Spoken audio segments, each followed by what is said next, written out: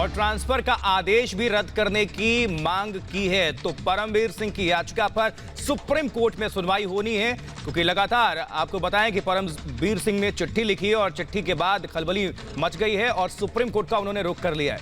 इस खबर पर अपडेट हासिल करेंगे, रुख करेंगे मुंबई का, वहां से हमारी सहयोगी सलोनी श्रीवास्तव जुड़ी हुई, जो आप सभी दर्शकों तक रिपोर्ट साझा कर रही हैं, एक एक अपडेट आप सभी तक पहुंचा रही हैं। सलोनी, परमवीर सिंह की याचिका पर सुप्रीम कोर्ट में सुनवाई होनी है, कब यह सुनवाई होनी है और इससे जुड़ी हुई अपडेट आप दर्शकों को बताएं।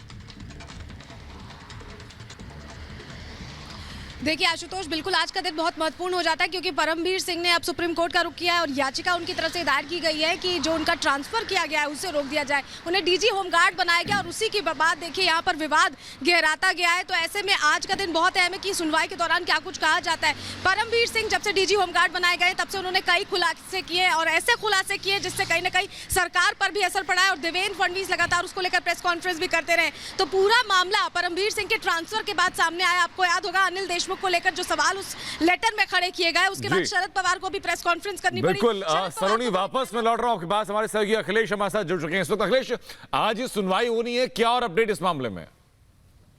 देखिए, सुनवाई करीब 12 बजे के आसपास उम्मीद की जा रही है कि सुप्रीम कोर्ट में शुरू हो जाएगी।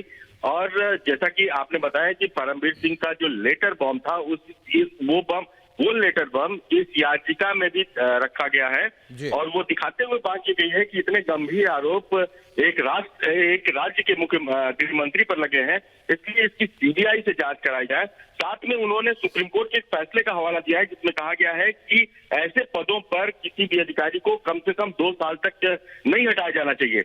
ये भी कहा कि ये सुप्रीम कोर्ट का जो फैसला था उसका वायलेशन है। साथ में उन्होंने मांग की है कि जो अनिल देशमुख हैं उनके घर के सीसीटीवी की जांच कराई जाए, यानी कि वो जो बात कह रहे हैं उसके सपोर्ट में ये भी वो बात कह रहे हैं कि सीसीटीवी की जांच कराई जाए, क्योंकि जो उनका दावा है वो पुख्ता हो जाए। और ये काम तब हो सकता है जब सीबीआई इसकी जांच करे, क्योंकि एक राज्य के गृह मंत्री के खिलाफ जांच राज्य की पुलिस या राज्य की सीआईडी नहीं कर सकती। अब देखना होगा सुप्रीम कोर्ट का इस पर क्या रुख रहता है। सुप्रीम कोर्ट क्या इसको जांच के लिए तैयार होता है या फिर बिल्कुल अखिलेश, आप नजर बना के रखें, आपका हम दोबारा रुख करेंगे और संपर्क करेंगे। अपडेट दर्शकों तक आप निश्चित तौर पर आपके माध्यम से हम साझा करेंगे।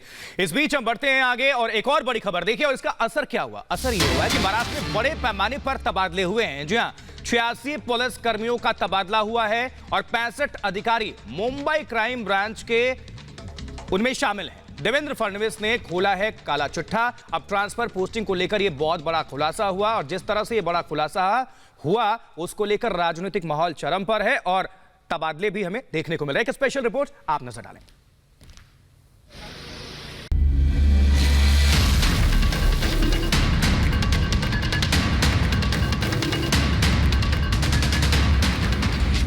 परमवीर की चिट्ठी से आई भूचाल से उद्धव सरकार अभी उबरी भी नहीं है कि ट्रांसफर पोस्टिंग के एक और धमाके से महाराष्ट्र की सियासत गर्मा गई है।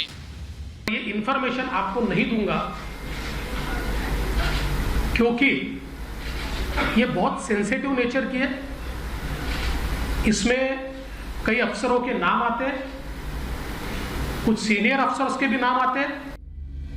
महाराष्ट्र में ट्रांसफर रैकेट में बड़ा खेल होने का आरोप लगाते हुए फडणवीस सीधे मुंबई से दिल्ली आ पहुंचे और केंद्रीय गृह सचिव से मुलाकात की। फडणवीस ने कहा कि उन्होंने इस मामले की पूरी रिपोर्ट सीलबंद लिफाफे में गृह सचिव को सौंप दी है। साथ ही वाजे मामले की सीबीआई जांच की भी मांग की। उस जानकारी की पूरी ब्रीफिंग ये भी मैंने उनको दी है और मैंने उनसे मांग की है कि इसकी सीबीआई जांच होनी चाहिए। पहले से वसूली के आरोपों से घिरी उद्धव सरकार की धड़कनें बढ़ गई हैं।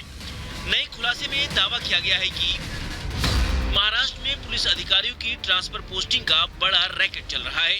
पैसा लेकर मनचाही जगह पर ट्रांसफर कराने के लिए दलालों का नेटवर्क काम कर रहा है। देवेंद्र फडणवीस का आरोप है कि उद्धव को ट्रांसफर पोस्टिंग वाले इस बड़े रैकेट की पूरी जानकारी है, फिर भी वो खामोश बैठे हैं।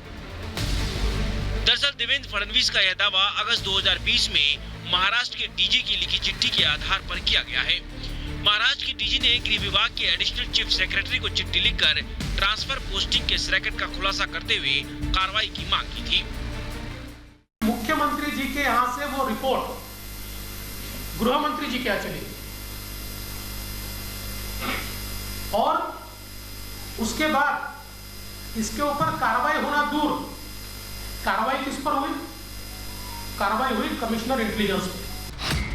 मिली जानकारी के मुताबिक कुल 86 पुलिस अधिकारियों का तबादला हुआ है, जिसमें 65 क्राइम ब्रांच के हैं। डीजी ने जो चिट्ठी उद्धव सरकार को लिखी थी, उसमें पूरी जानकारी दी गई थी कि ट्रांसफर पोस्टिंग में कौन कौन से लोग शामिल हैं, किस किस की ट्रांसफर पोस्टिंग हुई और कितने रुपए लिए गए। जो देवेंद्र फडणवीस ने आज इंफॉर्मेशन दी, ये बहुत गंभीर है और ये टैपिंग का मामला है, फोन टैपिंग का। तो फोन टैपिंग के मामले में पिछले 5 साल में क्या हुआ, इसके बारे में भी इंफॉर्मेशन निकालने की आवश्यकता है। अब वो चिट्ठी बीजेपी के हाथ लग चुकी है, यानी महाराष्ट्र में नया सियासी भूचाल आना तय है।